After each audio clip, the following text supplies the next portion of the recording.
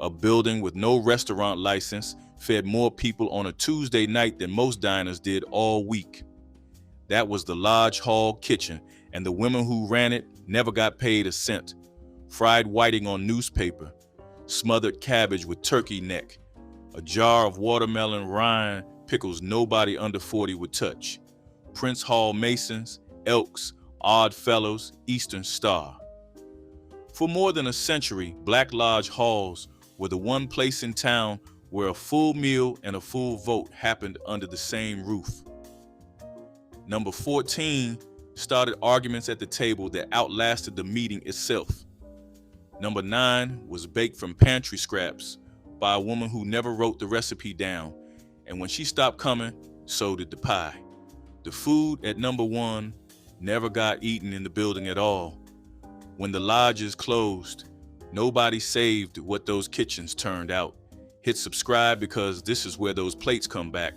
Here are 25 foods every Black Lodge hall served on meeting night that disappeared. Number 25, fried whiting. The whiting was too small and too bony for most fish counters, which is exactly why lodge cooks bought it by the bag. The fillets were thin enough to cook in under 2 minutes, dredged in seasoned cornmeal and dropped into oil so hot the edges curled before the fish hit the bottom. They came out golden, crisp, and light enough to eat 3 before you realized you were full. Lodge halls from the Carolinas to East Texas served fried whiting on meeting nights because it was the cheapest protein in the building. The bones were fine enough to chew through if you grew up doing it, and the people who did not know how to navigate a whiting skeleton learned fast or switched to the cornbread. When the halls closed, the fryers went cold. Number 24, watermelon rind pickles. After a summer cookout, the rinds went into a pot. The women peeled off the green skin, cut the white flesh into cubes, and simmered them in a syrup of vinegar, sugar, cinnamon, and cloves until the pieces turned translucent and sharp.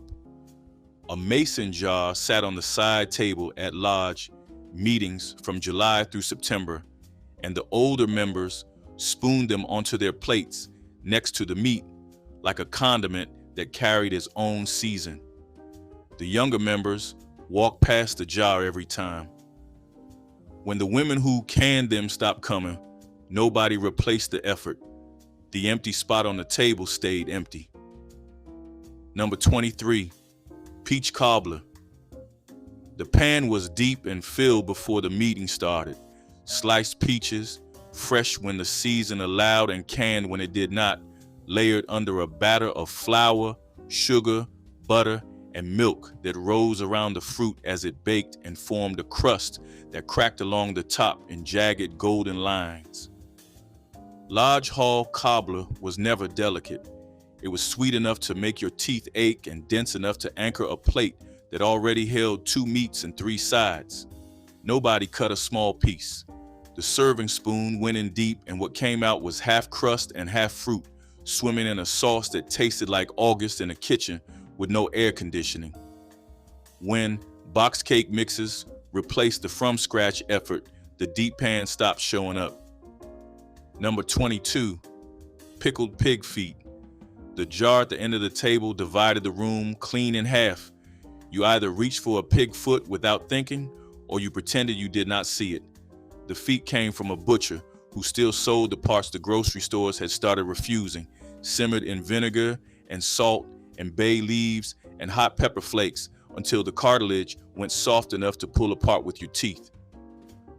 Lodge halls in the Carolinas and Virginia kept a jar on hand at every meeting because the older members expected it. The younger ones had stopped eating them by the 1980s. When the last generation that craved pickled pig feet aged out of the lodge, the jars stopped appearing.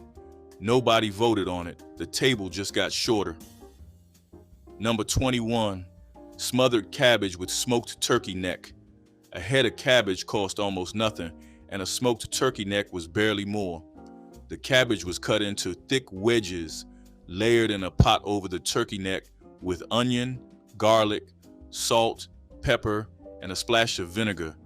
then covered and cooked low until the leaves went soft and the turkey meat fell away in dark, smoky threads. The whole pot tasted like it had been simmering since morning because it had.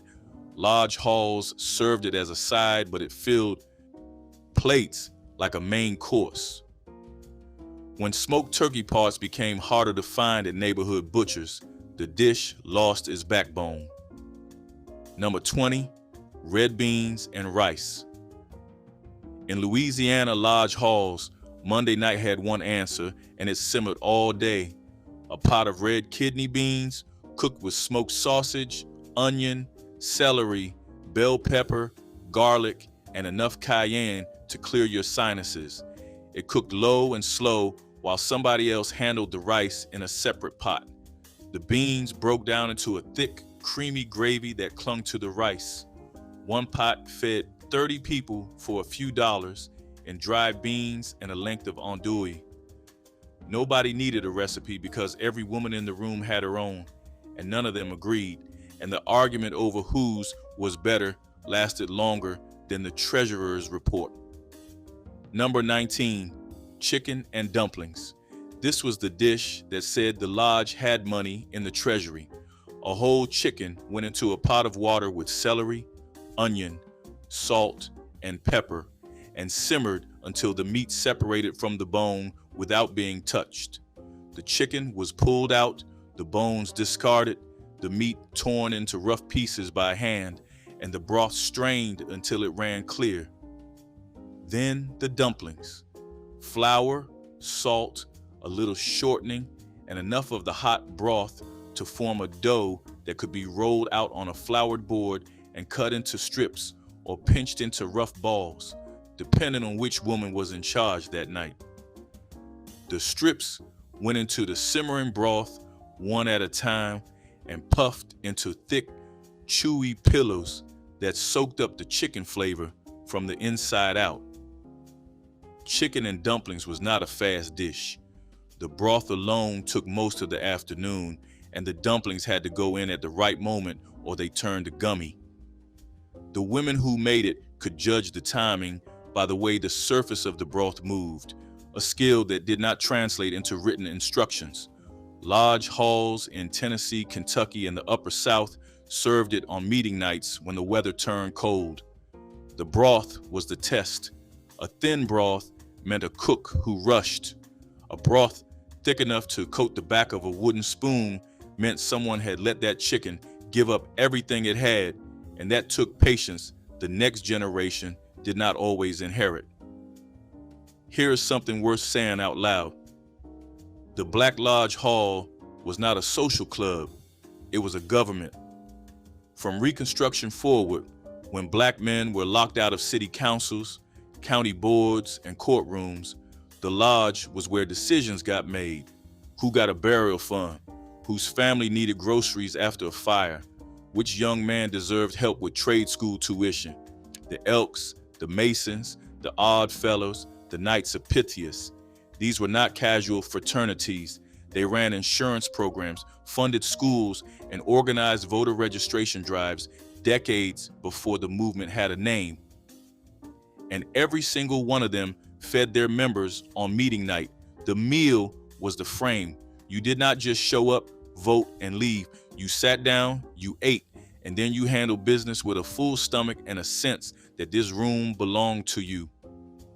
Number 18, black-eyed peas with hog jowl, dried peas soaked overnight, then cooked in a pot with a chunk of smoked hog jowl, onion, garlic, and enough water to keep them covered while they swelled.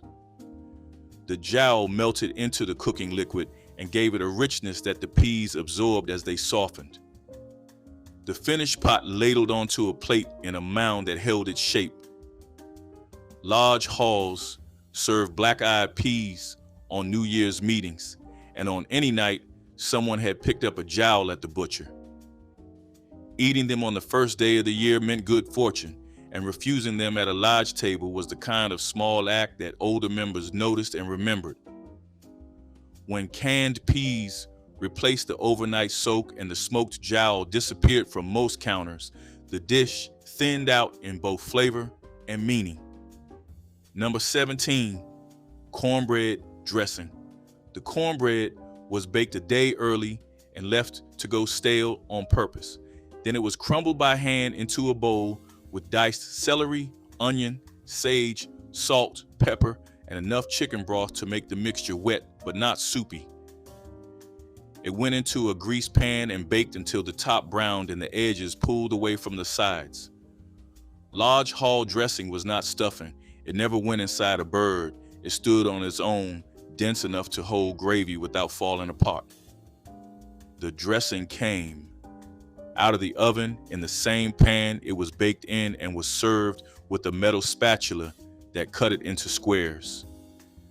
When packaged stuffing mixes replaced the day-old cornbread, the women who made it from scratch never considered the box version the same dish. Number 16, neck bones and gravy. Pork neck bones, browned in a heavy pot, then slow cooked with onion and garlic until the meat slid off the vertebrae in long, ragged strips.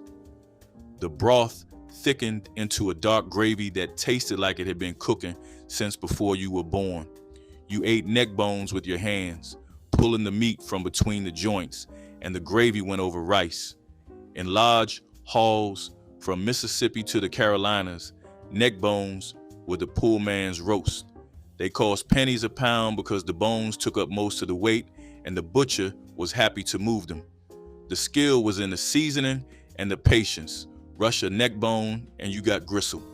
Give it time and you got something that outperformed a pork chop at a fraction of the cost. The grocery chains stopped carrying them in most cities by the 2000s. Number 15, pig ear sandwich. The ears were cleaned, boiled until tender, sliced thin, and then either pickled in vinegar and hot pepper or grilled until the edges crisped. Either way, they ended up on white bread with mustard and hot sauce, pressed flat enough to eat with one hand while the other held a cup of sweet tea. The texture was all cartilage, chewy, and slick, with a flavor mild enough to disappear behind the seasoning. Pig ear sandwiches showed up at lodge halls in Alabama, Mississippi, and Georgia because the ears cost almost nothing. The men who ate them did so without ceremony.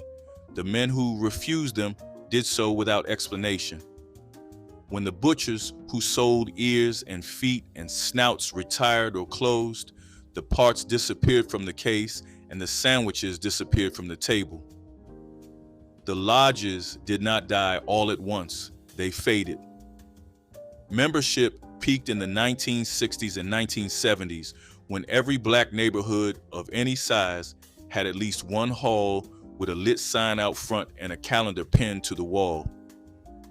Then, the civil rights victories that the lodges had fought for started making the lodges themselves feel less urgent.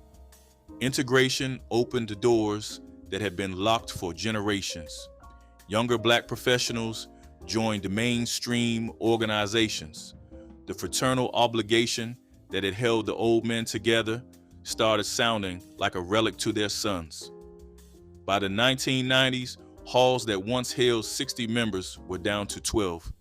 By the 2000s, the buildings were sold, converted, or abandoned. And when the buildings went, the kitchens went with them. The cast iron that had seasoned itself over decades of meeting nights was sold at estate sales or left in rooms nobody opened again. The food did not disappear from the culture. It disappeared from the architecture.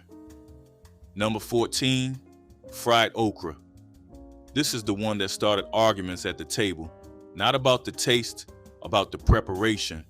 One side insisted the okra had to be sliced into rounds, tossed in cornmeal, and fried in shallow oil until each piece turned dark gold and crunchy enough to eat like popcorn. The other side demanded whole pods, battered and fried with the stem on, so you could pick them up by the end and bite down the length without a fork. The argument was never settled. Both sides were right and both sides knew it, and neither was willing to say so because the argument itself had become part of meeting night. A lodge in Mobile might serve sliced okra on a platter next to the fish. A lodge in Macon served whole pods standing upright in a paper-lined basket. Both versions came out of cast iron, and both were gone within minutes. The okra came from somebody's garden, picked that morning while the dew was still on it, because store-bought okra was too old to fry properly. A pod that had been sitting in a cooler for 3 days turned slimy when it hit the oil, and slimy okra was a failure that reflected on the cook personally. The women who fried it knew which gardens were producing, and when the pods were at the right size, roughly the length of a finger and no thicker, they picked the okra, washed it, dried it completely because wet okra refused the cornmeal, and fried it in batches small enough to keep the oil steady. When the home gardens shrank and the women who tended them moved to apartments or care facilities, the fresh okra supply dried up. Frozen okra from the store produced a pale, soft version that the people who remembered the real thing refused to acknowledge. Number 13, egg custard pie, eggs, sugar, butter, vanilla, and milk beaten together and poured into a pie shell, then baked low and slow until the filling set with a gentle wobble. The surface browned in uneven patches, and the texture underneath was smooth, cool, and barely sweet. Egg custard pie required no expensive ingredients and no special equipment, which made it a staple on large dessert tables where the women who baked had tight budgets and limited pantry space. The flavor was plain enough to follow a heavy plate without fighting it. When the next generation moved to richer desserts with chocolate and cream cheese, the simple egg custard lost its place on the table and nobody argued for its return. Number 12, rice and gravy, a pot of white rice, and a skillet of brown gravy made from meat drippings, flour, and broth. That was the foundation of every large plate in Louisiana, Mississippi, and East Texas. The gravy was the variable. Some cooks started from pork chop drippings. Others kept a jar of bacon grease on the back of the stove. The flour went in and was stirred constantly until it darkened. Then broth was added slowly while the cook scraped the bottom to pull up every brown bit. The result was dark enough to stain the rice on contact and rich enough to turn a plain side into the thing you went back for. Rice and gravy was never the main dish. It was the surface everything else sat on. When jarred gravies replaced the pan drippings, the flavor flattened and the rice became filler. Number 11, smoked sausage links on white bread. The sausage came from a local smokehouse or from the man in the congregation who still made his own. The links were split lengthwise and grilled until the casing blistered and the fat rendered out, then laid on a slice of white bread that soaked up the grease before you took the first bite. Large halls served smoked sausage on meeting nights when the budget was thin and the attendance uncertain because sausage stretched. 1 link per man, 2 slices of bread, a bottle of hot sauce. When the local smokehouses closed and commercial links replaced them, the flavor shifted from handmade to uniform, and the men at the table noticed even if they never said so. Number 10, chow chow, a relish made from the end of the garden, whatever the season left behind. Green tomatoes, cabbage, onions, and peppers chopped fine, salted, drained, and cooked in vinegar and sugar with mustard seed and celery seed until the mixture turned glossy and sharp. Large women canned it in mason jars every fall and brought it to meetings all winter.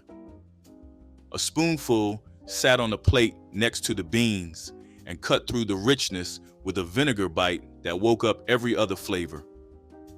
Chow chow required a garden, a canning pot, and a free afternoon. When the gardens went fallow and the canning season ended, the jars stopped appearing and store-bought relish took the space but never the role. Number 9, buttermilk pie. The filling was buttermilk, eggs, sugar, butter, a little flour, and vanilla, whisked together and poured into a crust. It baked until the top puffed and turned golden with dark spots where the sugar caramelized. When it cooled, the filling sank into a custard that was tangy, sweet, and rich all at once. Buttermilk pie existed because buttermilk was what remained after the butter was churned, and eggs and sugar were always in the pantry. It cost nearly nothing and tasted like something that should have cost far more. The woman who baked it for the lodge never wrote the recipe down because the recipe was too simple to forget. Anyone could list the ingredients. Nobody could replicate the result without standing in her kitchen and watching her hands. When she stopped baking, the pie stopped showing up. Number 8, pimento cheese on crackers. Sharp cheddar grated by hand, mixed with diced pimentos from a jar, a spoonful of mayonnaise, salt, pepper, and a pinch of cayenne. The mixture was packed into a bowl and set on the table with a stack of saltines beside it. Pimento cheese at the lodge was not a sandwich filling. It was a standalone offering, spooned onto crackers between bites of heavier food, the kind of thing you ate without thinking about it until the bowl was empty. The cheese was sharp enough to hold its own against the salt of the crackers, and the pimentos added a sweetness that kept you reaching back. Lodge women made it in batches large enough to fill 2 bowls, one for each end of the table, because a single bowl ran out before the treasurer finished talking. When pre-made pimento cheese appeared in grocery tubs, the homemade version retreated quietly. The women who cooked for the lodges were never lodge members themselves. That is worth saying. The fraternal orders were men's organizations. The women cooked, served, cleaned, and went home. Some belonged to the Order of the Eastern Star or the Daughters of Isis, auxiliary bodies with their own meetings and their own tables, but the cooking duty crossed every organizational line. It was expected, it was unpaid, and it was the single most important reason the lodge functioned as a community anchor. Without the food, the meeting was just a meeting. With it, the lodge was a second home. When those women grew old, when their daughters chose careers over kitchens, when the expectation that a wife would cook for her husband's organization stopped feeling reasonable, the food supply collapsed. The lodges did not lose their cooks to competition. They lost them to a world that finally started asking whether the labor had ever been fair. Number 7, biscuits with sorghum syrup. The biscuits were not small. They were wide, flat-topped, golden, and heavy enough that dropping one on the floor made a sound. The dough was flour, lard, buttermilk, salt, and a pinch of baking powder, mixed with hands that knew exactly when to stop working it because overworked dough turned tough and nobody would let you forget it. The biscuits went into a cast iron skillet packed tight so the sides touched and they rose against each other, baked in an oven judged by hand, not by a dial. A palm held near the door for 2 seconds told the cook more than any thermometer. The sorghum came in a tin or a glass jar with a pour spout, thick and dark and slow moving, with a flavor between molasses and honey, but neither. It was pressed from cane grown locally and boiled down in an open pan. You split the biscuit with your thumbs, not a knife, and poured the sorghum into the gap until it pooled and ran down the sides. Biscuits with sorghum sat on the table from the moment the doors opened until the meeting adjourned. The men who arrived early and the men who arrived late both reached for the same basket. Lodge halls from North Carolina to Arkansas kept a full basket at every meeting because the biscuits were cheap, the sorghum was local, and together they carried a sweetness that required no refrigeration and no argument. When the small sorghum mills closed and commercial syrup replaced the local press, the flavor changed. The biscuits survived in name, but the pairing that made them worth remembering lost its other half. Number 6, sweet potato pone. Grated raw sweet potato mixed with sugar, butter, eggs, cinnamon, nutmeg, and a splash of vanilla, baked in a cast iron skillet until the top darkened and the inside set into something between a pudding and a cake. The texture was dense, moist, and almost sticky, with the starch of the potato holding everything together without flour. Sweet potato pone appeared on large tables in the Deep South during the fall months when the harvest came in and the supply was more than any one kitchen could use. The women who made it rarely called it by name. They called it what Mama used to bake. When they stopped baking it, the dish lost its last living instruction. Number 5, chicken purloo. In the low country lodges from Charleston to Savannah, this was the meeting night standard. A whole chicken cooked in seasoned water until the meat separated, then pulled off the bone, and the rice went into the same pot to cook in the broth until every grain absorbed the flavor. Onion, celery, salt, pepper, and a bay leaf were the only seasonings, and the simplicity was the point. Purloo was a one-pot dish that fed 30 from a single bird and a few cups of rice. Lodge women judged the rice by sound, listening for the moment the bubbling slowed and the grains began to stick, then killing the heat and letting the pot sit covered. The dish never traveled north with the Great Migration, stayed in the coastal lodges and vanished with them. Number 4, fried rabbit. The rabbit came from a trap or a hunt, not a store. It was skinned, jointed, soaked in salt water, dredged in seasoned flour, and fried in lard until the coating turned dark and the meat pulled away from the bone in long, white strands. Rabbit was leaner than chicken and gamier, with a flavor between poultry and pork. The women who fried it treated it no differently than chicken, but the result was sharper, drier, and more polarizing. Lodge halls in rural Alabama, Mississippi, and East Texas served fried rabbit when somebody showed up with a haul. When the generation that hunted and trapped aged out of the lodge, the rabbit supply ended. The grocery stores never carried it, and the men who replaced the old members had never cleaned a rabbit and were not about to start. Number 3, turnip greens with cornmeal dumplings.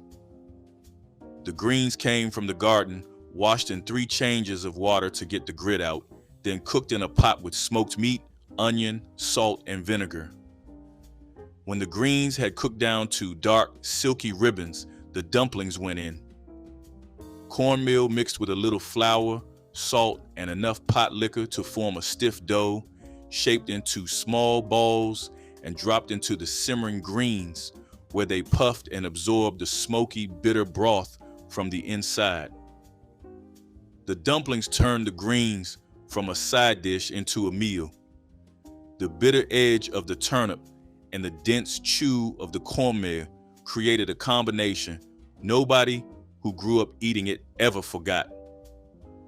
When turnip greens moved from the garden to the produce aisle and the dumplings were skipped in favor of plain rice, the dish lost the element that made it worth talking about. Number 2, Brunswick stew. The pot was large enough to stir with a boat paddle, and in some lodge halls, that is exactly what they used. Chicken, pork, corn, lima beans, tomatoes, onion, and potatoes went in and cooked for hours until the ingredients lost their shape and merged into a thick, smoky stew that tasted like everything at once. Brunswick stew was a community dish. Making it required more than one cook, more than one cutting board, and more than one afternoon.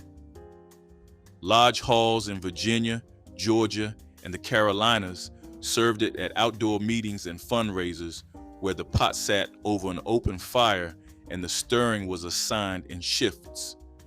The stew fed crowds and the recipe scaled without falling apart. When the outdoor meetings stopped and the halls moved everything indoors, the pot shrank, and when the pot shrank, the stew lost what made it worth gathering around.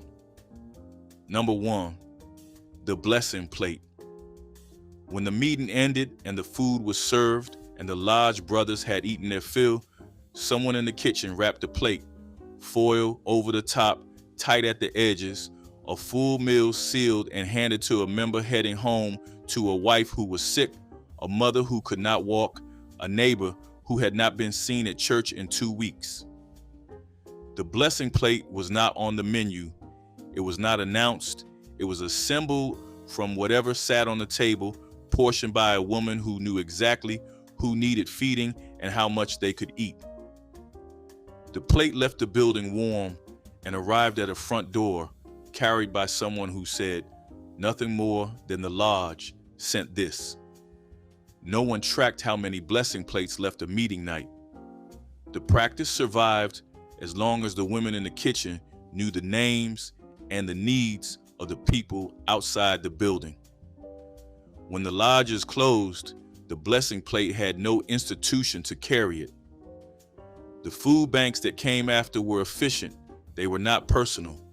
A foil-wrapped plate handed to you by name, filled by someone who remembered what you could not chew, was a kind of care that no system has managed to replace. Number 23, home canned ambrosia with hand-grated coconut.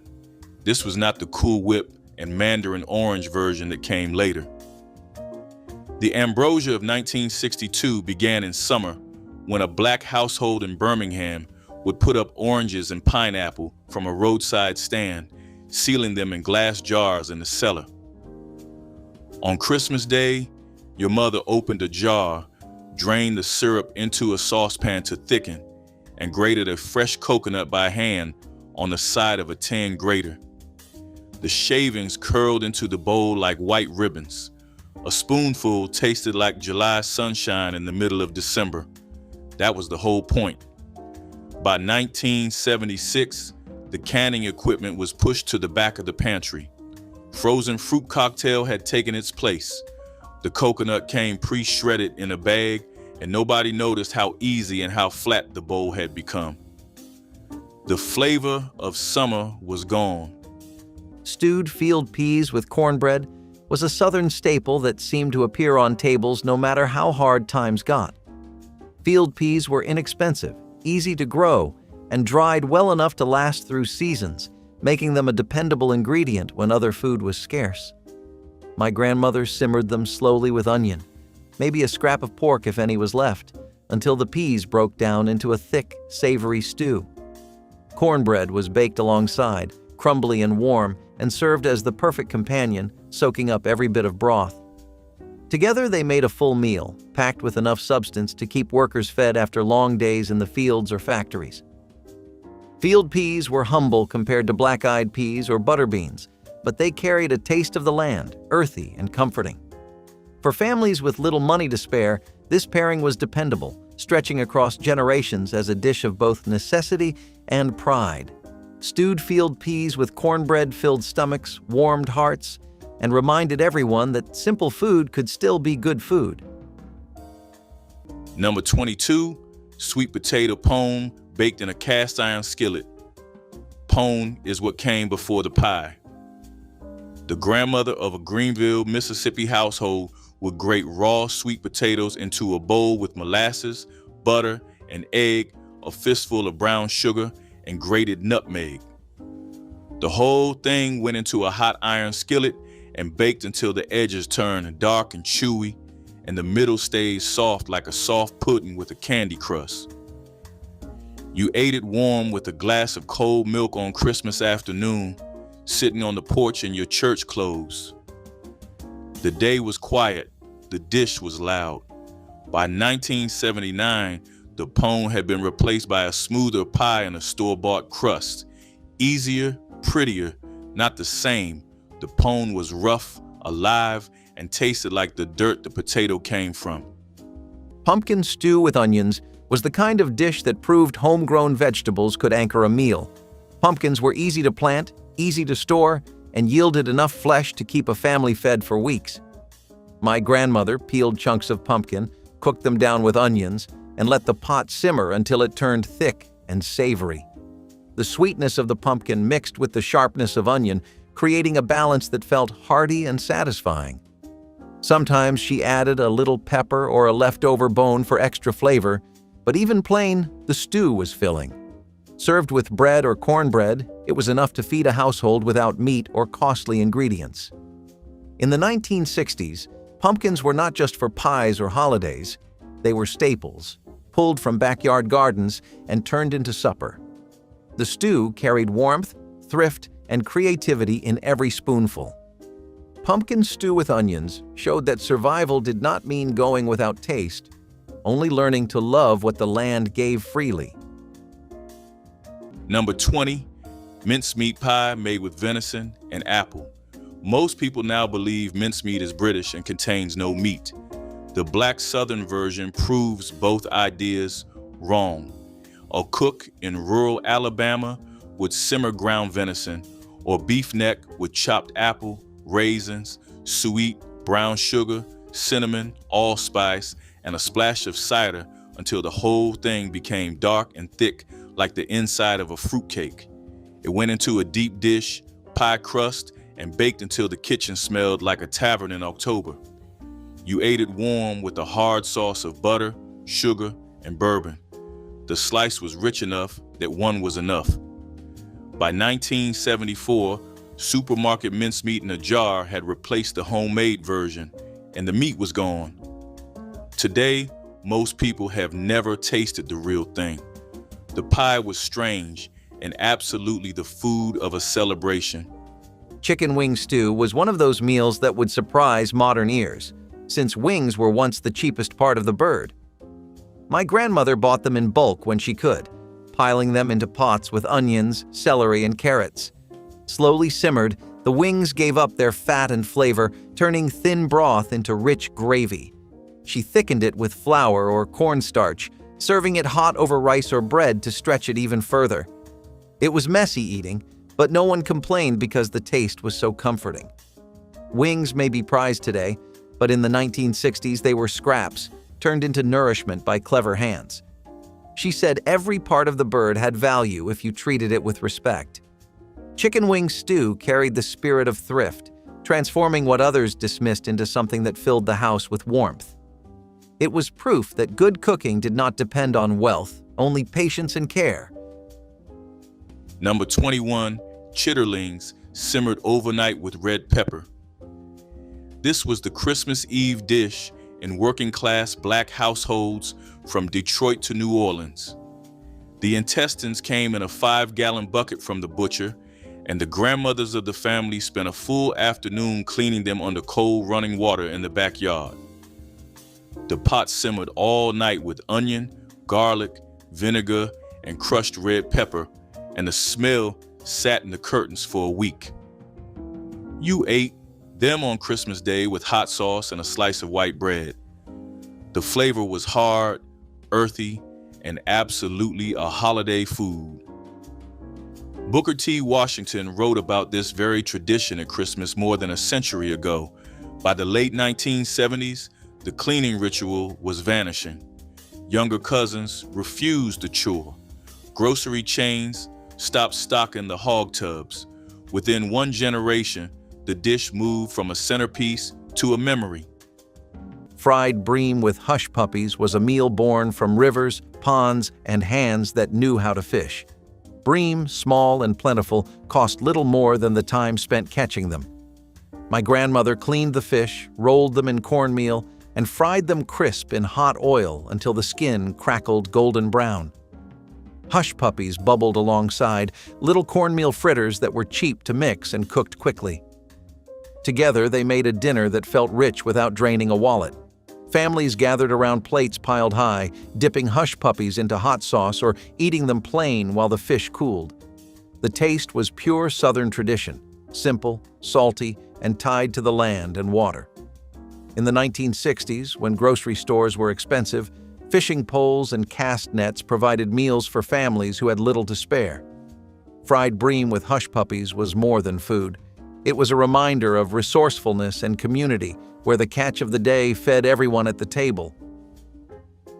Number 25, fresh-killed Christmas hen with sage gravy. The bird came from the yard back then, not the freezer. A grandmother in Edna Lewis's Freetown, Virginia would walk out at dawn on Christmas Eve, pick the hen herself, and have it plucked, drawn, and rubbed with sage and lard before the children were awake. The cavity was packed with stale cornbread, onion, and a single egg. The drippings became a gravy you ladled over white rice, and your aunt would tell you the flavor was something you would chase your whole life and never find again.